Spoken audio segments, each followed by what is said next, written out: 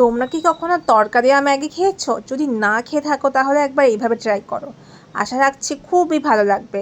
প্রথমেই প্যানের মধ্যে একটা পাত্রের মধ্যে সমস্ত রকমের গুঁড়ো মশলা, আমার কাছে যা যা ছিল, গোলমরিচ গুঁড়ো, চাট মশলা, বিট নুন, সব কিছু, ইভেন ম্যাগি মশলা দিয়ে দিয়েছি। তার সঙ্গে একটুখানি ভিনিগার আর সয়া সস দিয়েছি।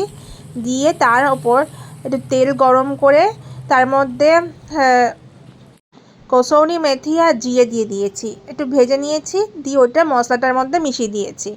তারপর আগে থেকেই সেদ্ধ করে রেখে দিয়েছি একটু ম্যাগিটা দিয়ে ওই মশলাটার মধ্যে মশলাটাকে সমস্ত কিছু মিক্স করে নিয়ে তার ওপর আমি ম্যাগিটাকে দিয়ে দিয়েছি। দিয়ে সমস্ত মশলার সঙ্গে সেদ্ধ ম্যাগি একসঙ্গে মিশিয়ে নিয়েছি। ব্যাস রেডি, একদম ঝটপটভাবে তৈরি হয় আর খুব সুন্দর খেতে লাগে। তোমরা অবশ্যই একবার না একবার ট্রাই করে দেখো আর আমাকে অবশ্যই জানিও কেমন হয়েছে। তোমাদের টেস্ট একদম ভুলিয়ে দেবে। একঘেয়ে ম্যাগি খেয়ে যদি তোমরা কোনোদিন বোর হয়ে থাকো তাহলে এটা একবার বানিয়ে দেখো। আশা রাখছি খুবই ভালো লাগবে খেতে। এভাবে নতুন নতুন ধরনের ম্যাগি রেসিপি দেখতে চাইলে অবশ্যই আমার চ্যানেলটাকে সাবস্ক্রাইব করতে ভুলো না। টাটা বন্ধুরা, খুব ভালো থেকো। আর এভাবে একদিন অবশ্যই ম্যাগি বানিয়ে খেয়ে দেখো আর কমেন্ট করতে কিন্তু ভুলবে না কেমন হয়েছে। খুব সহজে আর খুব তাড়াতাড়ি তৈরি হয়ে যায়।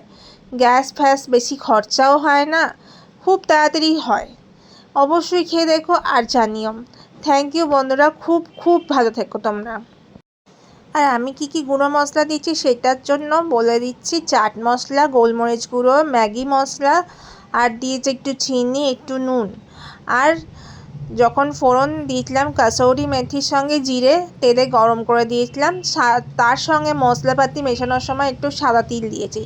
তিলটা দিলে না অনেকটা কোরিয়ান্ডারের মতন টেস্ট লাগে। এর সঙ্গে যদি তোমরা চাও রসুন কুচি করেও দিতে পারো। সেই রসুন কুচি দিয়ে কেমন টেস্ট সেটা একদিন অন্য দিন দেখাবো, তোমাদের সঙ্গে শেয়ার করব। এইভাবেই আমি তৈরি করেছিলাম। প্রথম দিনকেও খেতে খুব সুন্দর হয়েছিল আর সেকেন্ড দিনকেও খেতে খুব সুন্দর হয়েছিল। তো তোমরা যদি চাও অবশ্যই জানিও। আর থ্যাংক ইউ, টাটা। এইভাবেই বানিয়ে রেখো।